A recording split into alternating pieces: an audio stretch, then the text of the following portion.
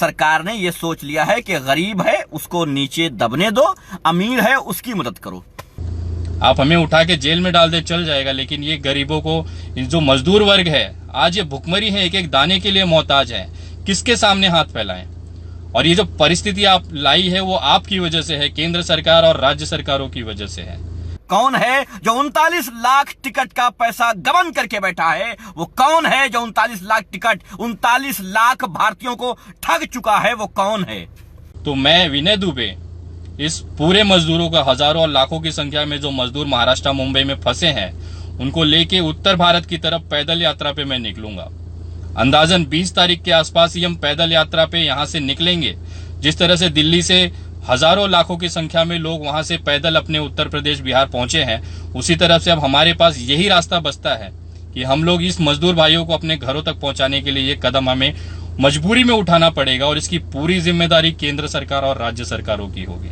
जब आपको पता था कि लॉकडाउन के चलते टिकट कैंसिल करना होगा तो बुक क्यों किया था?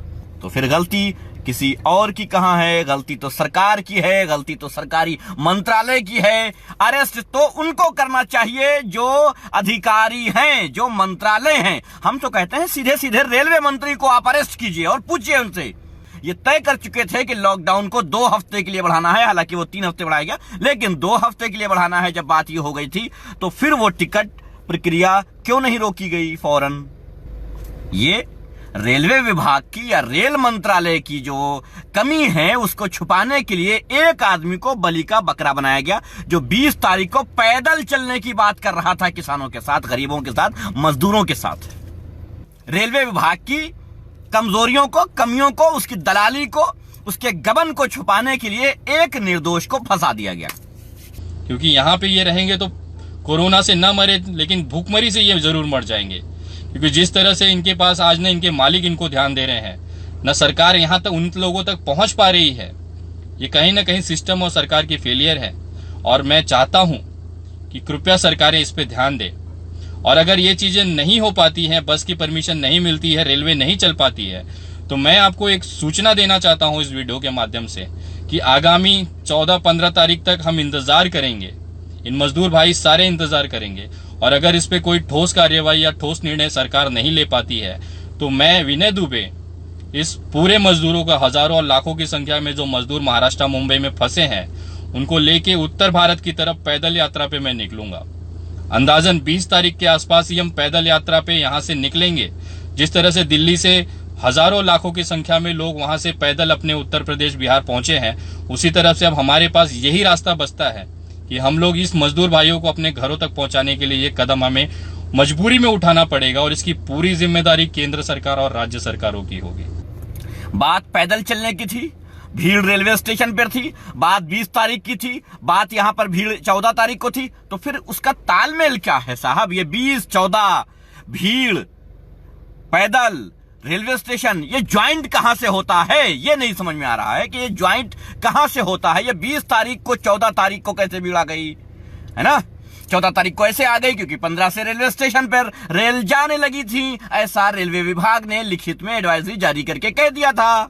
कौन है जो 39 लाख टिकट का पैसा गबन करके बैठा है? वो कौन है जो 39 लाख टिकट 39 लाख भारतीयों को ठग चुका है? वो कौन है कोई जवाबदेही इसकी या नहीं? मीडिया की बात क्या की जाए, मीडिया की बात ही अलग है। कहीं दूर पर मस्जिद थी, वो भीड़ रेलवे स्टेशन से मस्जिद तक पहुंच गई, तो बात ये हो गई कि ये मस्जिद पे भीड़ है। खैर, मीडिया की बात ही करना बेकार है, क्योंकि कुत्ते की दुम है, उसको जब तक उसके साथ जूता जिहाद नहीं किया जाएगा तब तक वो संभलने वाली नहीं है। यही सवाल बनता है कि विनय दुबे ने किया क्या था? अगर आज 20 तारीख होती या कल 20 तारीख होती जिस दिन उसे अरेस्ट किया गया, अगर ये 14 तारीख ना होते हुए 20 तारीख मान लीजिए, इसको मीडिया के द्वारा इसको मान लेते हैं कि ये 20 तारीख है, 14 तारीख को ना होते हुए ये 20 तारीख हो गई साहब, चलिए मान लिया कि हमने ये 20 तारीख है और विनय दुबे के कहने से ये भीड़ रेलवे स्टेशन पे इकट्ठा हुई थी, जबकि विनय दुबे का यह कहना था कि हम 20 तारीख को पैदल पग यात्रा यूपी और बिहार के 1 लाख किसानों के साथ करेंगे। यानी रेलवे का कोई मामला नहीं था, रेलवे स्टेशन पे 14 तारीख को भीड़ बटोरने का कोई प्लान नहीं था। तो फिर सीधी बात है, तो फिर विनय दुबे कौन है और ये क्या कर रहा था, क्यों कर रहा था? क्या ये सरकार के खिलाफ लोगों को भड़का रहा था? क्या ये सरकार के खिलाफ लोगों को भड़का रहा था, या ये उन लोगों की आवाज उठा रहा था जो भूख से परेशान हैं। अगर मान लिया कि 1 लाख लोग भड़क गए और रेलवे स्टेशन पर 1 लाख लोग विनय दुबे की जबान से आ गए, सोचने की बात यह है कि उन 1 लाख लोगों के परिवार में 5 लोग, 4 लोग, 3 लोग, 8 लोग मिलाकर के एक सिस्टम बना लेते हैं। चलो 5 लोगों का एक परिवार मान लेते हैं कि एक आदमी का परिवार में 5 लोग, यानी उस 1 लाख के बाद 4 लाख लोग यूपी और बिहार में परेशान थे उन 1 लाख लोगों की वजह से। यानी वो अपने घर नहीं पहुंच पा रहे थे, वो रोजी रोटी का इंतजाम नहीं कर पा रहे थे। यानी कि ये मान लें कि 4 लाख लोग यूपी बिहार में भूखे मर रहे थे, उसकी आवाज विनय दुबे ने उठाई। 1 लाख लोग मुंबई में भूखे थे, उसकी आवाज विनय दुबे ने मुंबई में उठाई। यानी 5 लाख लोगों की आवाज अगर विनय दुबे ने उठाई है, उनकी जो भूखे थे, उनकी जो मजदूर थे, उनकी जो मजलूम थे, तो फिर यह सरकार के खिलाफ कैसे हो गया? यानी कि इस बात साफ हो गई है, अगर यह सरकार के खिलाफ है, मतलब यह है कि गरीबों के साथ बोलने वाला सरकार का दोषी, यानी गरीबों के फेवर में बोलने वाला, सरकार के खिलाफ बोलने वाला, सरकार के अगेंस्ट खड़े होने वाला, सरकार का विरोधी। मतलब या तो आप गरीब के साथ हो सकते हैं और या फिर सरकार के साथ हो सकते हैं। कुल मिलाकर के ये पता चलता है कि गरीब कुछ और है, सरकार कुछ और है। गरीबों से सरकार का कोई राबता नहीं है। आप हमें उठा के जेल में डाल दे चल जाएगा, लेकिन ये गरीबों को, जो मजदूर वर्ग है, आज ये भुखमरी है, एक एक दाने के लिए मोहताज है। किसके सामने हाथ फैलाएं? और ये जो परिस्थिति आप लाई है वो आपकी वजह से है, केंद्र सरकार और राज्य सरकारों की वजह से है। उत्तर प्रदेश और बिहार की सरकारें अपने लोगों को नहीं लेना चाहती हैं। जिन राज्यों में जिनके वोट से आप सत्ता में हैं, आज उनको ही मरने के लिए दूसरे प्रदेशों में छोड़ दिया है। ये आपकी नैतिक जिम्मेदारी बनती है उनको अपने राज्यों में वापस लाना। और अगर आप नहीं ला सकते हैं तो ये जनता का एक नया, बोलते हैं कि मजदूर आंदोलन एक शुरू होने के कागार पे है। जिस तरह से गुजरात के सूरत में प्रवासी उत्तर भारतीयों ने जिस तरह से वहां पे रास्ते जाम किए हैं, आगजनी हुई है, अब लोगों के अंदर ये गुस्सा है। लोग, कोई भी घर पे बैठ के भूखा नहीं मरेगा। विदेशों से सर्जिकल स्ट्राइक करके उन लोगों को लाया गया था जो किसी पॉलिटिशियन के संपर्क में रहते हैं। हमसे किसी ने नहीं कहा कि साहब आप चलिए, टिकट आपको भी देना है, आप दीजिए टिकट और चलिए इंडिया। हमसे नहीं कहा।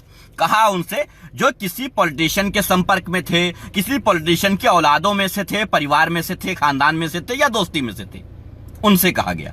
और उनके लिए सर्जिकल स्ट्राइक जैसी एक मुहिम छेड़ी गई जो भारत सरकार के अधीन होती है। बगैर भारत सरकार के सिग्नेचर के कोई भी मुल्क से एक आदमी नहीं आ सकता है। फ्लाइट तो बहुत दूर की बात है साहब, फ्लाइटें भर के आना बहुत दूर की बात है।